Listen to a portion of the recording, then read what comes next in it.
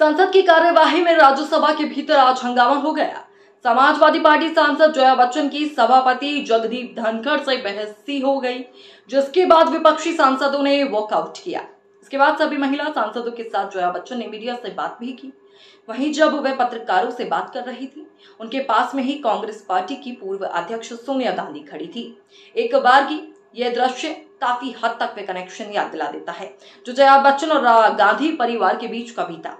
सहज ही यह सवाल उठता है कि क्या सोनिया गांधी इस पूर्व कनेक्शन के चलते जया बच्चन के समर्थन में आएंगी।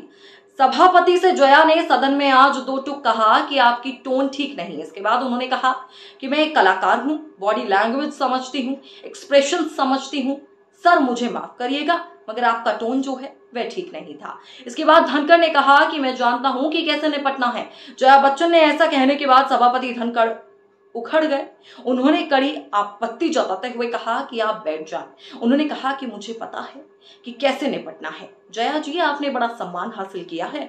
आप जानती हैं कि एक एक्टर डायरेक्टर का सब्जेक्ट है, आप वो नहीं देख पाती जो मैं यहां से देख रहा हूं। मेरी टोन, मेरी भाषा, मेरे टेम्पर पर बात की जा रही है, पर मैं किसी और की स्क्रिप्ट के आधार पर नहीं चलता। मेरे पास अपनी खुद की स्क्रिप्ट है।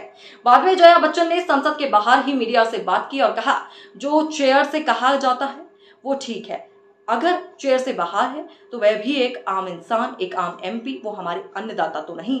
मैंने उनके बोलने के टोन का ऑब्जेक्शन किया था। हम कोई स्कूल के बच्चे तो नहीं, हम में से कई लोग सीनियर सिटीजन्स हैं। देश के पूर्व प्रधानमंत्री राजीव गांधी और बॉलीवुड अभिनेता अमिताभ बच्चन के बीच गहरी दोस्ती थी। पुराने समय के लोग ये अच्छी तरह जानते हैं कि दोनों की दोस्ती कितनी गहरी थी।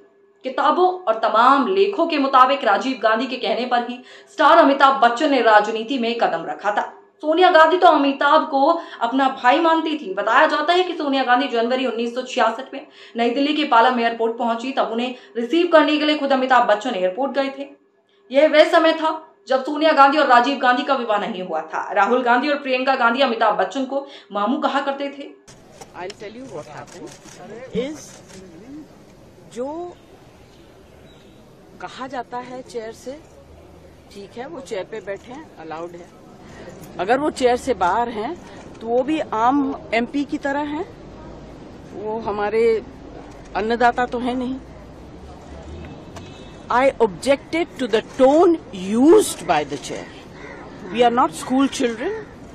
We are all, and some of us are senior citizens.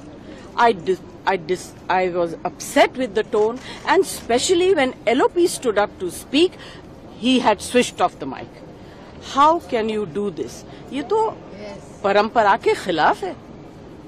You have to allow the leader. Who is going to protect us? The leader of opposition. We are all together in opposition. If you are not going to allow him to speak, if he is not going to be heard in the house, then what are we doing? And on top of that, I mean, every time using words which are unparliamentary, which I don't want to say in front of all of you. You are a nuisance. बुद्धिहीन, ये सब शब्द जो है treasury bench वाले भी बोलते हैं। हाँ, ये he said you may be celebrity, I don't care. I'm not asking him to care. I'm saying I am a member of parliament. This is my fifth term. I know what I'm saying. Nobody has ever spoken the way it's being done nowadays in parliament. What is the problem? And so disrespectful to women.